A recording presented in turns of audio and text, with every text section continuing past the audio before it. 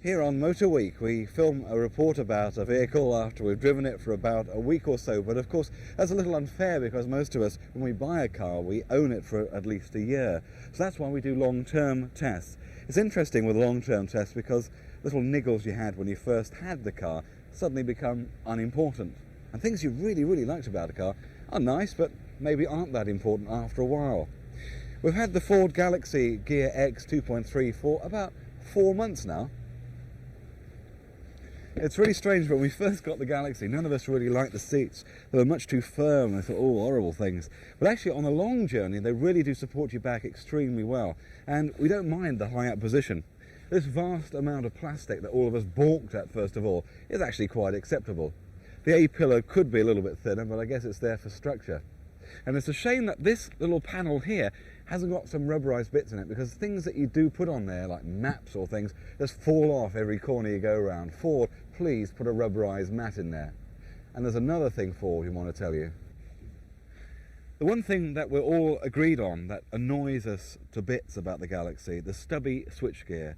This plastic is smooth, they've curved it, your fingers cannot get a grip on it, and what's more, the radio and CD control is just too close to the indicator control.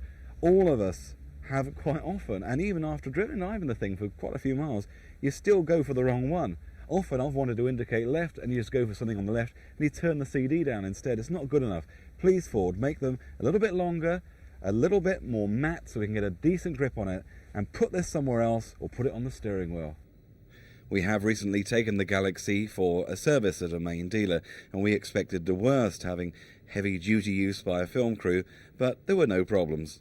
They're designed to do a lot of mileage.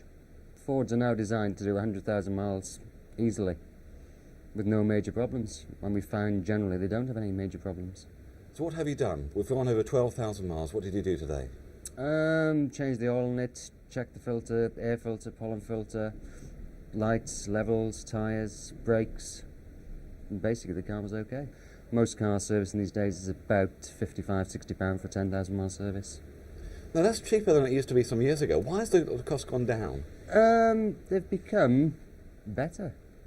One of the great advantages of the Galaxy we've really appreciated is getting out of a tight squeeze.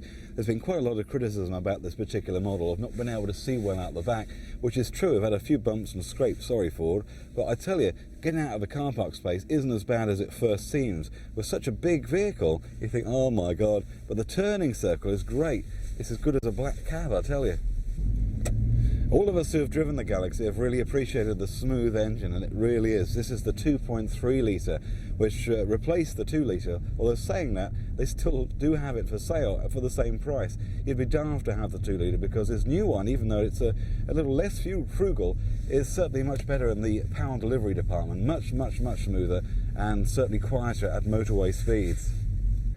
In the last 4 months of ownership, we've had no mechanical problems whatsoever with the Ford Galaxy 2.3 Gear X.